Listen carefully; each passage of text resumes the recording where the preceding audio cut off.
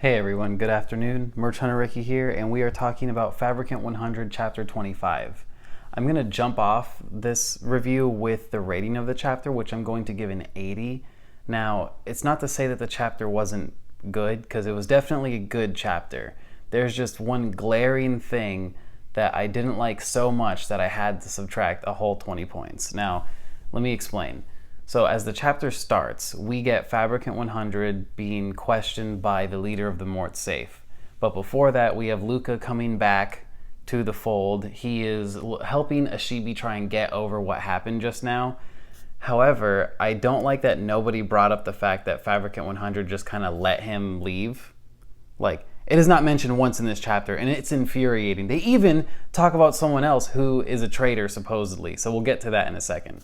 Now, after he's consoling Ashibi, the leader of the Mort Safe shows up and straight up says, like, listen, Ashibi, it's fine to feel bad. Just go feel bad in private, because having one of my soldiers feel bad with you is a waste of my resources. So you can tell she is all business, all gas, no brakes.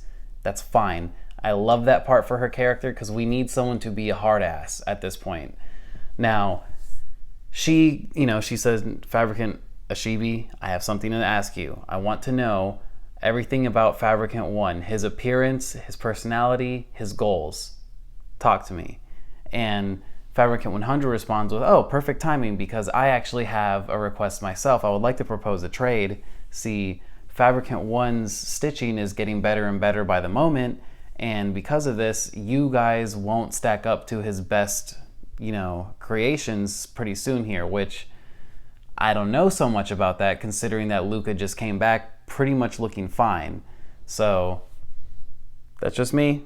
But as she proposes her trade, it is to have a steady supply of human hands so that she can keep burning herself up and one-shotting the Fabricants, which, don't get me wrong, I like this stuff. I like a challenge, but I also like a defined solution to the problem, and burning zombies, pretty big solution. So she talks, this is when the leader of the Mort Safe kind of responds to her, like, I mean, we did have a lot of casualties, or a lot of I don't know how to say it, like, just a bunch of bad stuff happened to them all at once. They lost Fabricant 99's core, someone on the protection of the island around them died, and a building got destroyed, maybe several buildings got destroyed. We don't know what Fabricant 1 did on his way up to the island, but this is when she accuses Ayakao, which we get her last name, which is Mebuki. And I guess, in traditional Japanese, it would be Mebuki Ayakao, right? I could be wrong, but we get basically like an inclination that she might have betrayed the Mort Safe, because the leader is saying that several civilians have like eyewitness accounts of seeing Ayakao leave with Fabricant 1. Now, she even does give her the benefit of the doubt, which is, hey, she could have been kidnapped, she could have been forced to do it. Let's go get her back and let's go ask her ourselves. At which Ashibi starts to like kind of lament a little bit more, but then, he mans up and says, we'll go find her. And then a new character is introduced named Kugui, I think that's how you pronounce it. He like kind of pushes Ashibi out of the way, not hard, just kind of like goes, no, let me do it as her brother. So this is now the reveal of the Mebuki clan with two members already, Ayakao and Kugui. Kugui says, nah, let me go get her. This is my responsibility. I can't have her spilling any more secrets or making any more mistakes. I'll have to kill her if need be. And who wouldn't want to like lay their life on the line to save someone? Which I find hilarious, because then Ashibi immediately likens it to how Ayakao says self-sacrifice is disgusting. And like, I always thought she meant self-sacrifice for the Fabricants is disgusting, but I mean, I can totally see how they're just two completely different personalities, the brother and sister dynamic. He gets like kind of stopped by Luca, but he does the Oculus prison on Luca, and that's how it's like the confirmation that they're siblings, and all of this is fine. Like, it's a good chapter.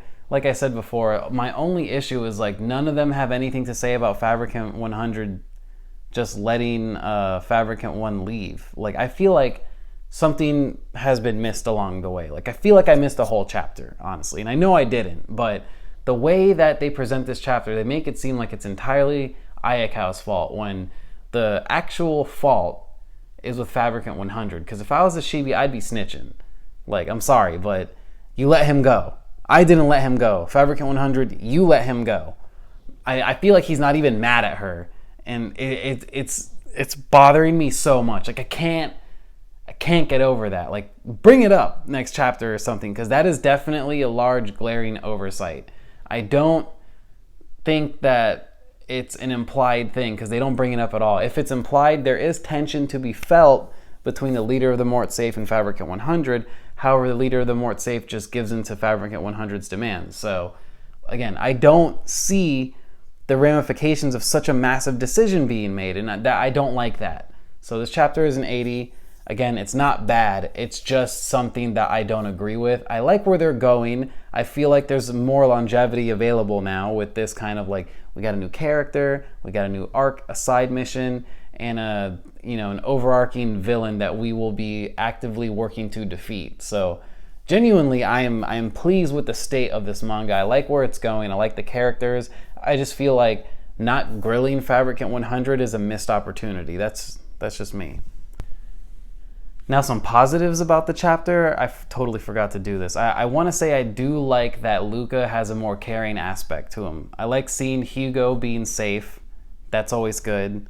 When they said how many casualties happened in the middle of the chapter, I feel like that was the perfect opportunity to grill Fabricant 100. Like, so how did he escape? How did Fabricant 1 leave? Like, if they weren't going to talk about it at all, I wish there would have been a little bit of brief exposition. Like, okay, guys, this is the decision I had to make. Like, I have to let Fabricant 1 leave because I want to assimilate a Shibi into my body. That's what I want to do. But at the same time, again, I will just keep stating this, I do not like that they didn't grill Fabricant 100. Like, that, it bothers me on an unnatural level. Like, I wanted some sort of like extreme tension buildup between the Mort Safe and Fabricant 100. I wanted them to be like, get out, we don't want you. So I just don't know how to feel about that. Like, it's bothering me so much. But honestly, like, the whole chapter was fine. I do like that Fabricant 100 has some demands of her own. She wants to know more about the doctor and like who Saya is, what the doctor was thinking when he made them, what is the ideal human to the doctor. And the deal is, we'll supply you with human hands, and for every mission you complete, we will give you tidbits of information. How's that sound? And it sounds good. Like I said, it makes for longevity in the manga, and there's nothing wrong with that ever. It is overall a very good story. It's just, this might be the first issue of the manga that I genuinely have an actual problem with. Like, they didn't grill Fabricant so much as even bring up how she let Fabricant 1 escape. I'm harping on it because I don't like it. Like, I just wish there would have been a little bit of more exposition, something tougher and something more difficult to have to get past. Not just like, here's your human hand supply, and at the end of every mission, I'll give you a little bit of a lore dump. How about that? Seriously, that's like my only issue with this chapter. But overall, good stuff, right? Anyways, I've been Merch Hunter Ricky. You guys have a good afternoon. Later.